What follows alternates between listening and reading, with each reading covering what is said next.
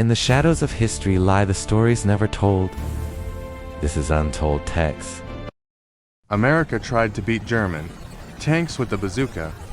On the morning of November 8, 1942, American soldiers crouched behind sand dunes near Fadala Beach in Morocco as part of the Allied invasion of North Africa. It was the beginning of Operation Torch, the first major American ground operation against Axis forces in World War II. Many of the troops waiting on the beach were young and inexperienced. Most had only recently finished basic training and had never faced combat before. As they waited behind the dunes, enemy tanks began approaching their positions. The soldiers knew they had to defend the beachhead, but many of them were carrying a weapon they had received only the night before. The weapon was a long metal tube about 4.5 feet in length. Soldiers had been told it was called a bazooka, but very few of them had ever seen one before, and almost none had received training on how to use it. The launchers and rockets had been distributed hastily during the night before the invasion. The instructions given to the soldiers were extremely brief. They were simply told that the weapon could destroy a tank. There had been no demonstrations, no practice firing, and no detailed explanation of how the weapon worked. The battlefield environment made the situation even more chaotic. The cold morning air mixed with smoke from burning equipment and vehicles. Salt spray from the Mediterranean drifted across the beach while machine guns rattled across the battlefield offshore. American destroyers fired heavy naval shells to support the landing troops. Soon French Renault tanks began advancing toward the American landing zone. The infantry defending the beach had very limited weapons capable of stopping armored vehicles. They had rifles, grenades, and the unfamiliar bazookas that were supposed to destroy tanks. The tanks were about 400 yards away and moving steadily closer. Their tracks crushed the wet sand while their turrets slowly rotated as they searched for American soldiers. As the tanks advanced, the soldiers raised the launchers' shoulders and aimed them at the approaching vehicles. They pulled the triggers. Nothing happened. Confused and frightened, the soldiers pulled the triggers. Again, pressing harder. Once again, nothing happened. Meanwhile, the tanks continued to advance. Desperate soldiers checked their rockets to make sure they were move up. Copy. Moving. loaded properly. They tried to remember the short explanation. Heard that? They had heard the night before. Again they pulled the triggers. Open fire on the enemy! Firing! Keep advancing! The launchers still failed to fire. As the tanks moved closer, panic spread among the American troops. Some soldiers threw the useless launchers into the sand and ran for cover. Tank machine guns opened fire, spraying bullets across the beach. Men dove into shallow trenches or pressed themselves flat against the sand as the tanks continued to advance. What the soldiers did not realize at the time was that the weapon they had been given had serious design flaws. The bazooka would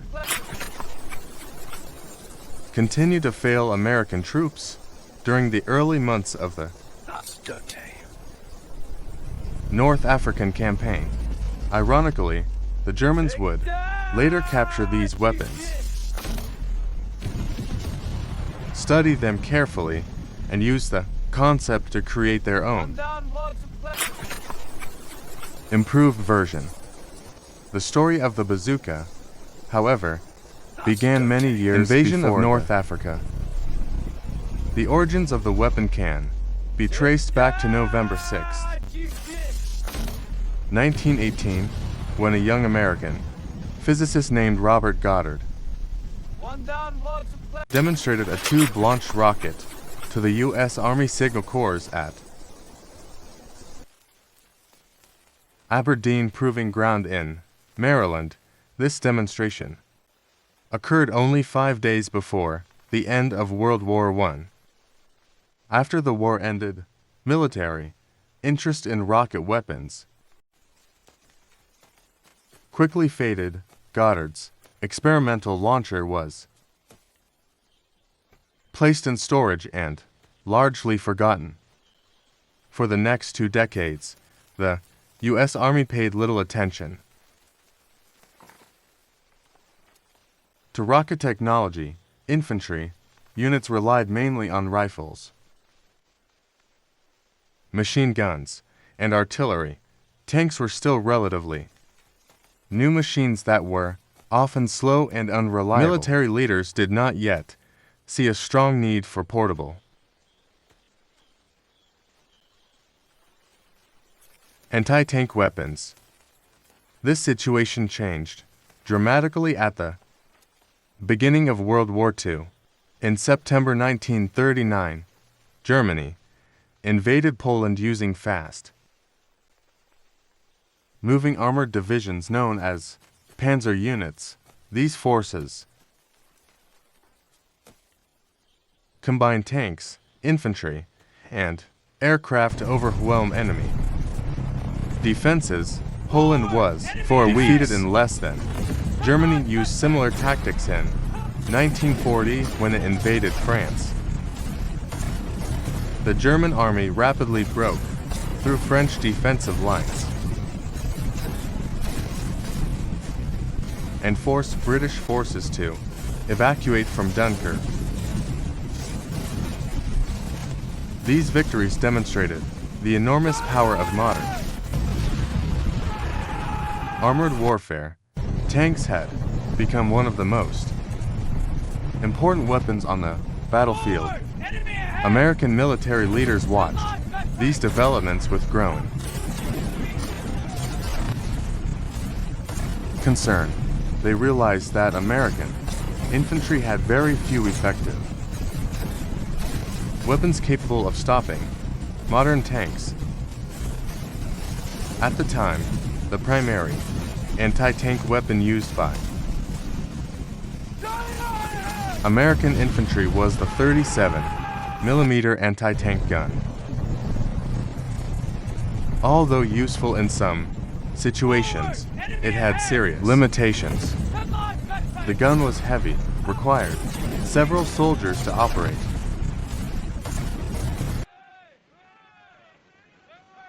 and needed a vehicle to tow it into position.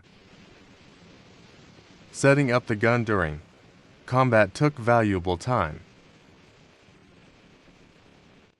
In fast-moving battles, enemy tanks could appear suddenly, leaving infantry units with little opportunity to deploy such weapons. Soldiers also had anti-tank grenades that used shaped charges, capable of penetrating armor. However, these grenades required soldiers to approach tanks extremely closely, often within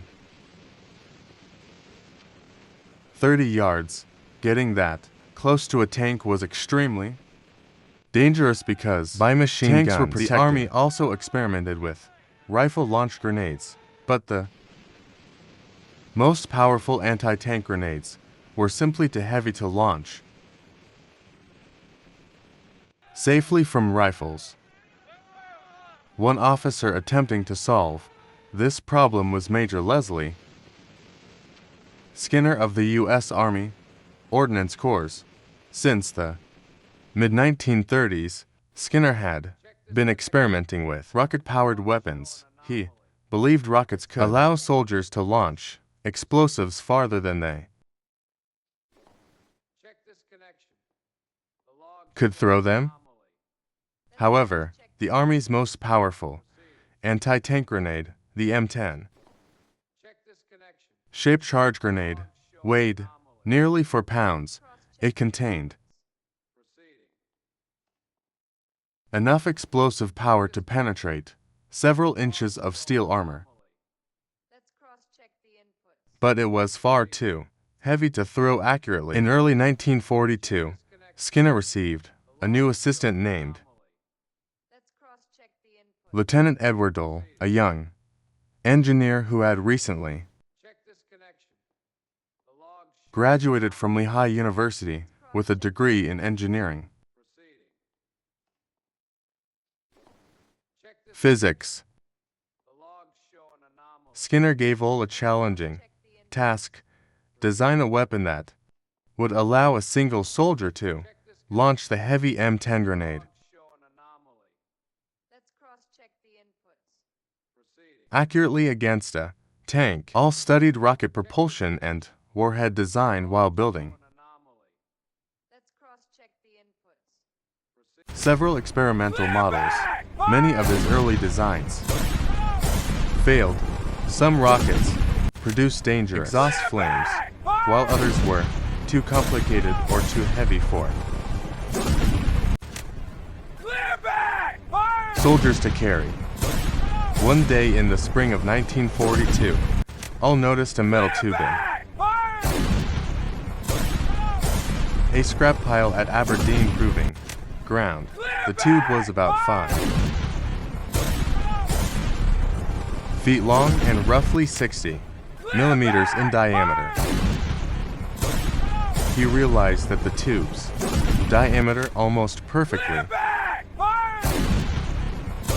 matched the size of the M10 grenade. This observation led to a breakthrough idea. Instead of throwing the grenade itself could be turned into a rocket projectile and fired from inside a tube. Resting on a soldier's shoulder, the tube would guide the rocket forward while directing the exhaust safely behind the soldier. All quickly shared the idea with Major Skinner. Together, they built a simple prototype launcher.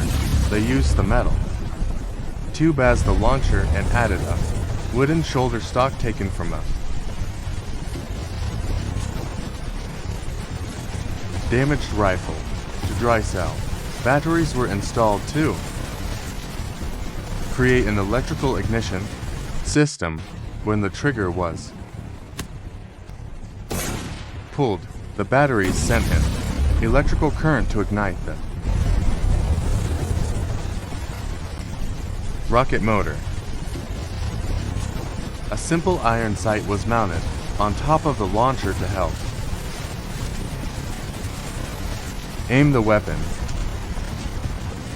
When they tested the prototype, it worked successfully. The rocket flew straight toward the target while the exhaust vented safely out the back of the tube. Encouraged by this success, Skinner and Dole continued improving the design. In May 1942, they demonstrated the weapon during a military weapons trial at Aberdeen Proving Ground. At the last minute, they discovered their prototype did not have proper sights. Thinking quickly, Skinner bent a wire coat hanger into a crude sight just before the demonstration. Despite this improvised solution, the weapon performed extremely Clear back! well. It was the only launcher in the trial capable of reliably hitting a moving tank. Back! Fire! During the demonstration, Brigadier General Gladian Barnes decided to